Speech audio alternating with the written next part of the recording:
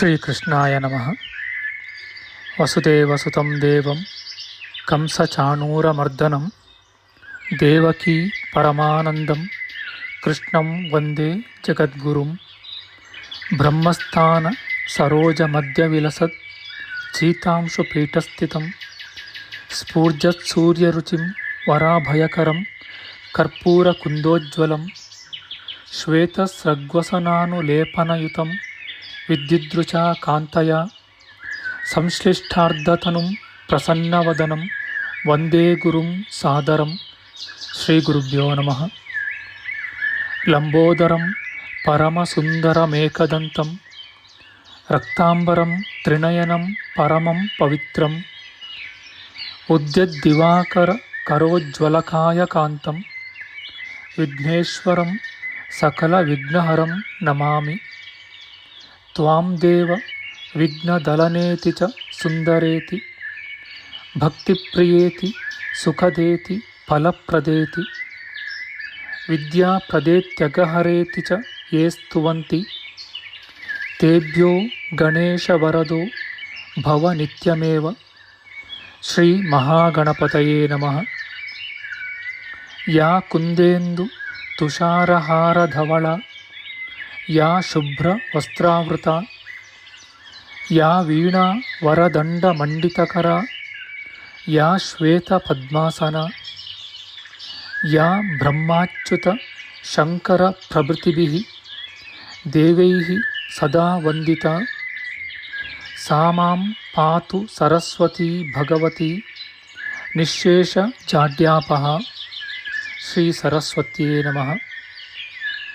ವೇದಾರ್ಥತತ್ವವಿಶದೀಕರಣೇನ ಪುಂಸಾಂ ಉಚ್ಚೈರ್ಗತಿಂ ಜಗತಿಯೋ ದಯಾಯ ವಿಧಾತುಂ ರಮ್ಯಾಂ ಪುರಾಣಪದವೀಂ ಪ್ರಣಿನಾಯ ತಸ್ಮೈ ಲೋಕೇಶವೈಭವಪುಷೇ ಋಷಯೇ ನಮಸ್ತಾತ್. ತಸ್ಮೈ ವ್ಯಾಸಾಯ ಮುನಯೇ ಸರ್ವಜ್ಞಾಯ ಮಹರ್ಷಯೇ ಪರಾಶರ್ಯಾಯ ಶಾಂತಾಯ ನಮೋ ನಾರಾಯಣಾತ್ಮನೆ. ಶ್ರೀ ವ್ಯಾಸಾಯ ನಮಃ. ನಾರಾಯಣಂ ನಮಸ್ಕೃತ್ಯ ನರಂ ಚೈವ ನರೋತ್ತಮಂ ದೇವೀಂ ಸರಸ್ವತೀಂ ವ್ಯಾಸಂ ತತೋ ಜಯಮುದೀರಯೇತ್. ಕನಕರುಚಿದುಕೂಲಃ ಕುಂಡಲೋಲ್ಲಾಸಿಗಲ್ಲಃ ಶಮಿತಭುವನಭಾರಃ ಕೋಪಿ ಲೀಲಾವತಾರಃ ತ್ರಿಭುವನ ಸುಖಕಾರಿ ಶೇಷಶಾಯೀ ಮುಕುಂದೋ ಪರಿಕಲಿತರಮಾಂಗೋ ಮಂಗಲಂ ನಸ್ತನೋತು. ನಮಾಮಿ ಗೋವಿಂದ ಪದಾರವಿಂದಂ ಸದೇಂದಿರಾನಂದನಮುತ್ತಮಾಡ್ಯಂ ಜಗಜ್ಜನಾನಾಂ ಹೃದಯ ಸನ್ನಿವಿಷ್ಟಂ ಮಹಾಜನೈಕಾಯನಮುತ್ತಮೋತ್ತಮಂ. ನಮಸ್ತೆ ಚಕ್ರಹಸ್ತಾಯ ಶಾಂಗಹಸ್ತಾಯ ತೇ ನಮಃ. ನಂದಹಸ್ತಾಯ ತೇ ವಿಷ್ಣೋ ಶಂಖಹಸ್ತಾಯ ತೇ ನಮಃ. ಓಂ ನಮೋ ವಾಸುದೇವಾಯ ನಮಃ ಸಂಕರ್ಷಣಾಯ ಚ ಪ್ರದ್ಯುಮ್ನಾಯ ನಮಸ್ತುಭ್ಯಂ ಅನಿರುದ್ಧಾಯ ತೇ ನಮಃ. ಅನಾಕಾರೋ ಮಹೋಜಾಶ್ಚ ಯಶ್ಚಾದೃಷ್ಟಗತಿರ್ದಿವಿ ಜಗತ್ಪೂಜ್ಯೋ ಜಗತ್ಪ್ರಾಣಂ ತಂ ವಾಯುಂ ಪ್ರಣಮಾಮ್ಯಹಂ. ವಾಯುರೂಪಿ ಪರಮಾತ್ಮನೇ ನಮಃ. ಪ್ರಿಯ ಬಾಂಧವರೇ, ನಮ್ಮ ಈ ಶ್ರೀ ಲಾಲಿಕೃಷ್ಣ ಚಾನಲ್ಗೆ ಸ್ವಾಗತ. ಇಂದಿನ ವಿಡಿಯೋದಲ್ಲಿ ನಾವು ಶ್ರೀಮದ್ ವಾಯು ಮಹಾಪುರಾಣದ ಪ್ರಥಮ ಖಂಡದ 20ನೆಯ ಅಧ್ಯಾಯವಾದ ಓಂಕಾರದ ಲಕ್ಷಣದ ವಿಚಾರ ಮಾಡೋಣ. ಶ್ರೀಕೃಷ್ಣಾಯ ನಮಃ. ವಾಯುದೇವರು ಹೇಳುತ್ತಾರೆ, ಈಗ ಅಕಾರ ಉಕಾರ ಮಕಾರಾತ್ಮಕವಾದ ಸ್ವರಗಳಿಂದ ಕೂಡಿದ ವ್ಯಂಜನ ರೂಪವಾದ ಓಂಕಾರ ಸ್ವರೂಪವನ್ನು ವಿಶದವಾಗಿ ತಿಳಿಸುವೆನು ಕೇಳಿ. ಪ್ರಥಮ ಮಾತ್ರೆಗೆ ವೈದ್ಯುತಿ ಎಂದು, ದ್ವಿತೀಯ ಮಾತ್ರೆಗೆ ತಾಮಸಿ ಎಂದು, ತೃತೀಯ ಮಾತ್ರೆಗೆ ನಿರ್ಗುಣಿ ಎಂದು ಸಂಜ್ಞೆಯು ಪ್ರಾಪ್ತವಾಗಿದೆ. ಈ ಓಂಕಾರವು ಗಾಂಧಾರ ಸ್ವರದಿಂದ ಜನ್ಯವಾದುದರಿಂದ ಗಾಂಧರ್ವಿ ಎಂಬುದಾಗಿ ಪ್ರಖ್ಯಾತವಾಗಿದೆ. ಇದನ್ನು ಉಚ್ಚರಿಸಿದರೆ ಪಿಪೀಲಿಕಾ ಸ್ಪರ್ಶದಂತೆ ಶಿರಸ್ಸಿನಲ್ಲಿ ಜ್ಞಾನೋದಯವಾಗುವುದು. ಓಂಕಾರವನ್ನು ಶಿರಸ್ಸಿನಲ್ಲಿ ಧಾರಣೆ ಮಾಡಿ ಆವರ್ತನೆಯನ್ನು ಮಾಡುವ ಯೋಗಿಯು ಓಂಕಾರಮಯನೂ ನಾಶರಹಿತನೂ ಆದ ಪರಮ ವಸ್ತುವಿನಲ್ಲಿ ಸೇರಿ ಅಕ್ಷಯ ಸುಖವನ್ನು ಪಡೆಯುವನು. ಪ್ರಣವವೇ ಧನುಸ್ಸು, ಜೀವವೇ ಬಾಣವು, ಇದಕ್ಕೆ ಬ್ರಹ್ಮನೇ ಲಕ್ಷ್ಯವು. ಆದುದರಿಂದ ಯೋಗಿಯು ಅಪ್ರಮತ್ತನಾಗದೆ ಲಕ್ಷ್ಯವನ್ನು ಪಡೆದು ಬ್ರಹ್ಮನನ್ನೇ ಸರ್ವದಾ ಧ್ಯಾನ ಮಾಡಬೇಕು. ಅಂದರೆ ಜೀವಾತ್ಮನು ಓಂಕಾರದಿಂದ ಪರಮಾತ್ಮನನ್ನು ಹೊಂದಿ ಇಷ್ಟಾರ್ಥಗಳನ್ನು ಪಡೆಯಬೇಕು. ಓಂಕಾರ ಶಬ್ದವಾಚ್ಯನಾದ ಪರಬ್ರಹ್ಮನು ಹೃದಯ ಗುಹೆಯಲ್ಲಿ ವಾಸಿಸುವನು.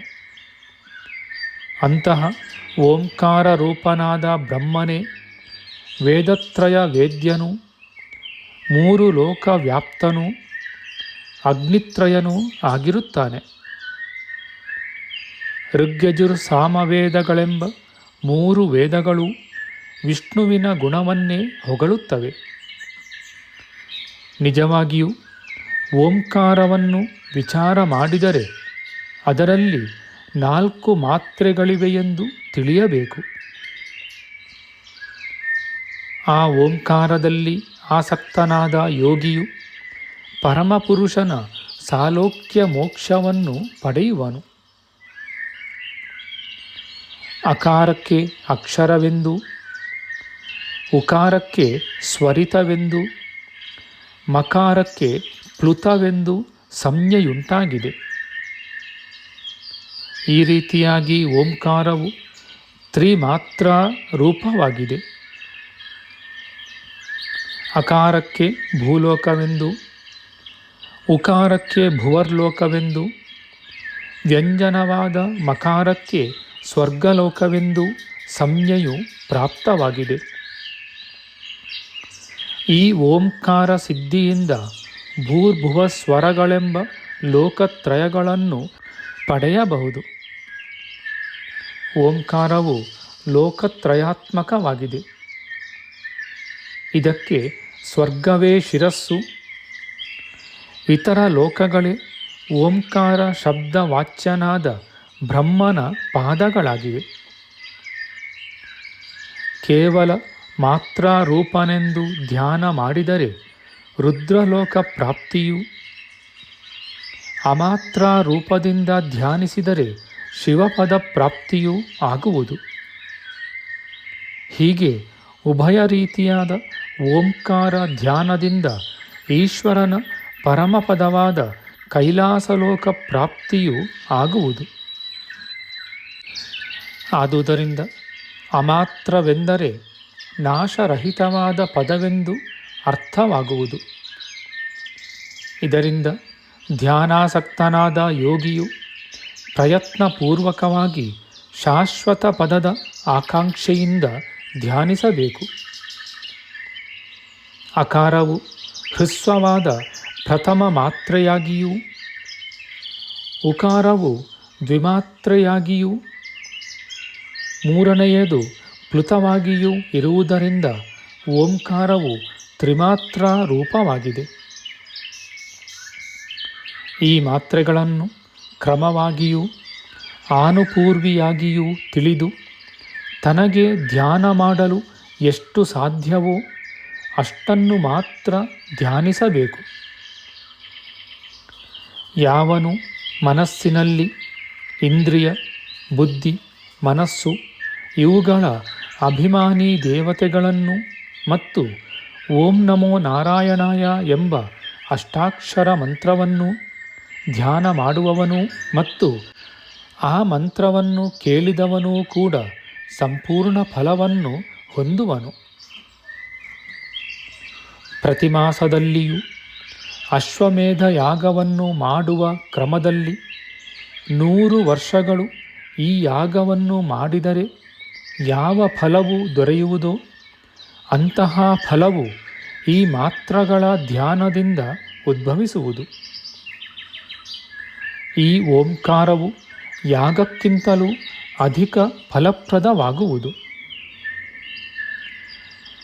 ಯೋಗಿಯು ಮಾಸಕ್ಕೆ 1 ಸಲದಂತೆಯೇ ಕುಶಾಗ್ರದಿಂದ ಬೀಳುವ ಜಲಬಿಂದುವನ್ನು ಪಾನ ಮಾಡಿ 100 ವರ್ಷಗಳು ತಪಸ್ಸನ್ನು ಮಾಡಿದರೆ ಯಾವ ಫಲವನ್ನು ಹೊಂದುವನೋ ಅಂತಹ ಫಲವು ಈ ಓಂಕಾರ ಸಿದ್ಧಿಯಿಂದಲೇ ಆಗುವುದು.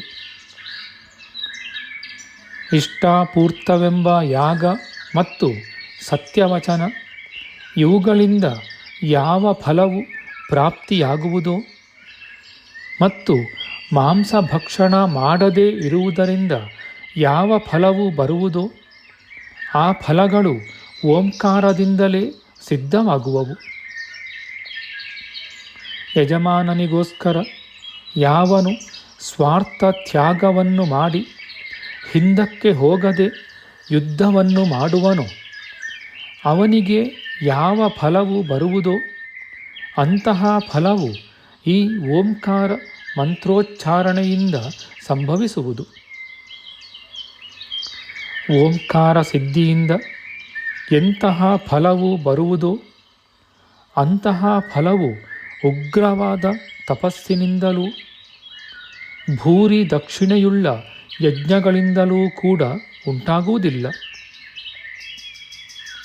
ಆ ಓಂಕಾರದಲ್ಲಿ ಅರ್ಧ ಮಾತ್ರೆಯೆಂದೂ ಪ್ಲುತವೆಂದೂ ಸಂಜ್ಞೆಯುಳ್ಳ ಯಾವ ವರ್ಣವು ಇರುತ್ತದೆಯೋ ಅದೇ ವರ್ಣವೇ ಗೃಹಸ್ಥರಿಗೂ ಯತಿಗಳಿಗೂ ತಾರಕವಾಗಿರುತ್ತದೆ. ಈ ಪ್ರಣವ ಮಂತ್ರದಿಂದ ಗೃಹಸ್ಥರಿಗೆ ಐಶ್ವರ್ಯ ಸಿದ್ಧಿಯೂ ಯೋಗಿಗಳಿಗೆ ಅಣಿಮಾದಿ ಸಿದ್ಧಿಯೂ ಆಗುವವು. ಇದರಿಂದ ವಿಪ್ರನು ಸರ್ವದಾ ಯೋಗದಲ್ಲಿ ಆಸಕ್ತನಾಗಬೇಕು. ಯೋಗಿಯು ಶುಚಿಯೂ ದಾಂತನೂ ಜಿತೇಂದ್ರಿಯನೂ ಆಗಿ ಧ್ಯಾನ ಮಾಡಿದರೆ ಯಾವ ಸಿದ್ಧಿಯನ್ನು ಮತ್ತು ಪರಮಾತ್ಮನನ್ನು ಹೊಂದುವನೋ ಅಂತಹ ಸಿದ್ಧಿಗಳನ್ನು ದ್ವಿಜನು ಯೋಗಾಭ್ಯಾಸದಿಂದಲೇ ಪಡೆಯಬಹುದು. ಬ್ರಾಹ್ಮಣನು ಯೋಗಾಭ್ಯಾಸದ ಮಹಿಮೆಯಿಂದ ಋಗ್ವೇದ, ಯಜುರ್ವೇದ, ಸಾಮವೇದ ಮತ್ತು ಉಪನಿಷತ್ತು ಇವೇ ಮೊದಲಾದುವನ್ನು ಸಂಪೂರ್ಣವಾಗಿ ತಿಳಿಯುತ್ತಾನೆ. ಪ್ರಳಯ ಕಾಲದಲ್ಲಿ ಸರ್ವಭೂತಗಳು ಲಯವಾದರೂ ಕೂಡ ಯೋಗಿಯು ಮಾತ್ರ ಲಯವಾಗದೆ ಪ್ರಣವ ಮಂತ್ರ ಸಿದ್ಧಿಯಿಂದ ಲಯರಹಿತವೂ ಶಾಶ್ವತವೂ ಆದ ಪರಮ ಪದವಿಯನ್ನು ಹೊಂದುವನು. ಯೋಗಿಯು 4 ಕೈಗಳು 4 ಮುಖಗಳು ಇವುಗಳುಳ್ಳದ್ದೂ ವಿಶ್ವರೂಪ ನಾಮಕವೂ ಆದ ಪ್ರಕೃತಿಯನ್ನು ಧ್ಯಾನಿಸಿ ದಿವ್ಯ ದೃಷ್ಟಿಯನ್ನು ಪಡೆದು ಅನಂತರ ಶಾಶ್ವತವಾದ ಪರಮ ಪದವಿಯನ್ನು ಹೊಂದುವನು. ಉತ್ಪತ್ತಿ ಶೂನ್ಯವೂ ಕರಿದು ಬಿಳಿದು ಕೆಂಪು ಬಣ್ಣಗಳು ಉಳ್ಳದ್ದು ಅನೇಕ ಪ್ರಜೆಗಳನ್ನು ಸೃಷ್ಟಿಸುವುದು ಸುಖರೂಪವೂ ಆದ ಪ್ರಕೃತಿಯನ್ನು ಅಜನು ಅಂದರೆ ಬ್ರಹ್ಮನಿಂದ ಹುಟ್ಟಿದ ಜೀವನು ಸೇವಿಸುವನು. ಮತ್ತೊಬ್ಬ ಬ್ರಹ್ಮನಾದರೂ ಭುಕ್ತ ಭೋಗನಾಗಿ ಪ್ರಕೃತಿ ಸಂಬಂಧ ಶೂನ್ಯನಾಗಿರುವನು. ಅಂದರೆ ಜೀವನು ಪ್ರಕೃತಿಬದ್ಧನಾಗಿರುವನು. ಬ್ರಹ್ಮನು ಪ್ರಕೃತಿ ಬಂಧ ಶೂನ್ಯನಾಗುವನು. ಜ್ಞಾನಿಗಳು ಅಷ್ಟಾಕ್ಷರ ರೂಪಿಯೂ 16 ಹಸ್ತ ಪಾದಗಳಿಂದ ಕೂಡಿದುದು ಚತುರ್ಮುಖಿಯೂ ತ್ರಿಶಿರಸ್ಕವೂ ಏಕಶೃಂಗಿಯೂ ಆದಿಯೂ ಉತ್ಪತ್ತಿರಹಿತವೂ ಜಗತ್ಕರ್ತೃವೂ ಸ್ವರೂಪಿಯೂ ಆದ ಪ್ರಕೃತಿಯನ್ನು ತಿಳಿದು ಮುಕ್ತರಾಗುವರು. ಮತ್ತು ಯಾವ ಬ್ರಾಹ್ಮಣರು ಪ್ರಣವ ಸ್ವರೂಪವಾದ ಓಂಕಾರದ ಅರ್ಥವನ್ನು ಸರಿಯಾಗಿ ತಿಳಿಯುತ್ತಾರೋ ಅಂತಹ ವಿಪ್ರರು ಪುನಃ ಈ ಸಂಸಾರದಲ್ಲಿ ಜನನ ಮರಣ ಕ್ಲೇಶವನ್ನು ಪಡೆಯದೆ ಮುಕ್ತರಾಗುವರು.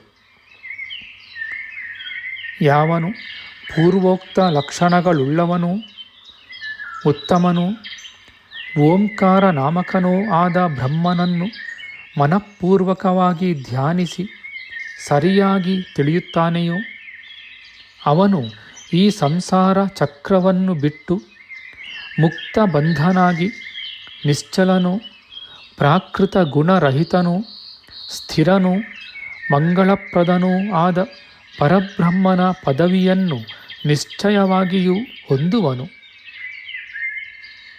ಹೀಗೆ ಓಂಕಾರ ಸ್ವರೂಪ, ಅದರ ಪ್ರಾಪ್ತ್ಯುಪಾಯ ಇವುಗಳನ್ನು ನಿಮಗಾಗಿ ತಿಳಿಸಿರುವೆನು. ಲೋಕೇಶ್ವರನ ಸಂಕಲ್ಪಕ್ಕೆ ಸಮವಾದ ಜ್ಞಾನವುಳ್ಳವನೂ ಮಹಾತ್ಮರನ್ನು ಸೇವಿಸುವವನೂ ಆದ ಪರಮೇಶ್ವರನಿಗೆ ನಮಸ್ಕಾರವು. ಅವನೇ ನಮಗೆಲ್ಲರಿಗೂ ಹಿತಕರನಾಗಿರುವನು.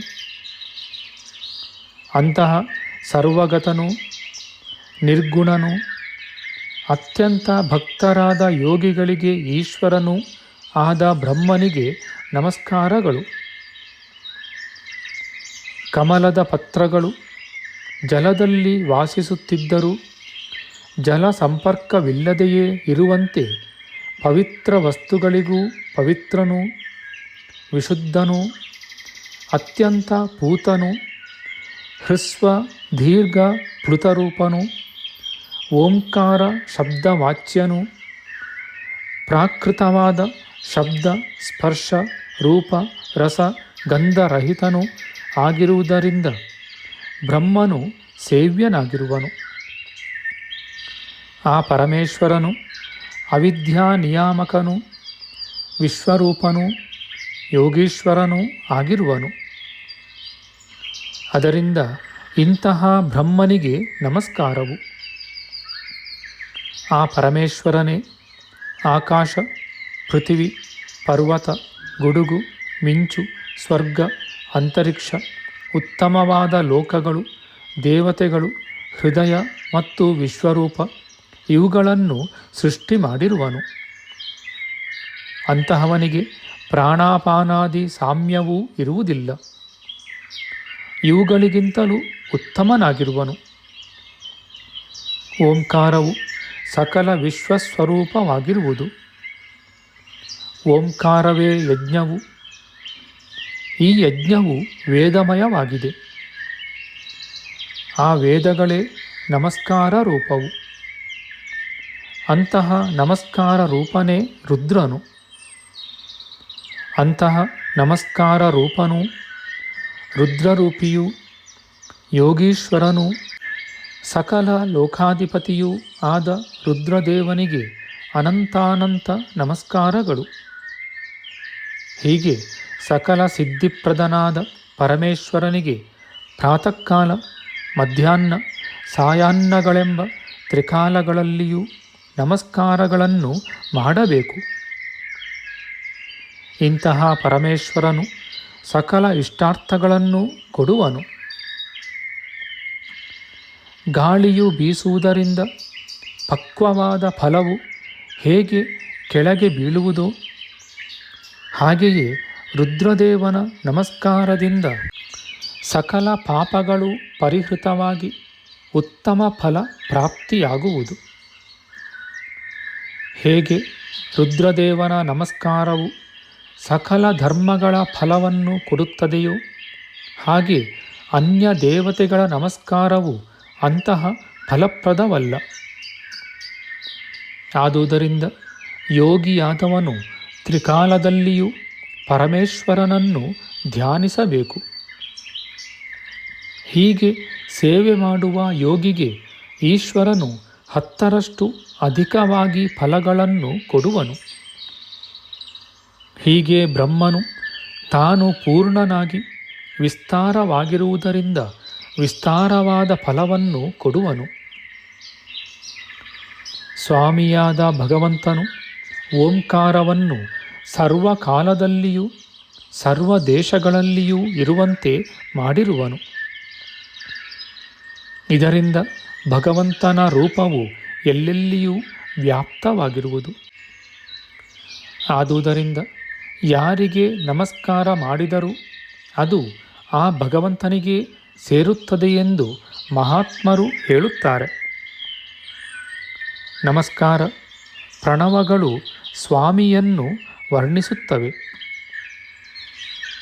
ಅಂತಹ ಪ್ರಣವವನ್ನು ಯಜ್ಞವು, ಆ ಯಜ್ಞವನ್ನು ನಮಸ್ಕಾರವು, ಅಂತಹ ನಮಸ್ಕಾರವನ್ನು ಪರಮೇಶ್ವರನು ಹೊಗಳುವರು.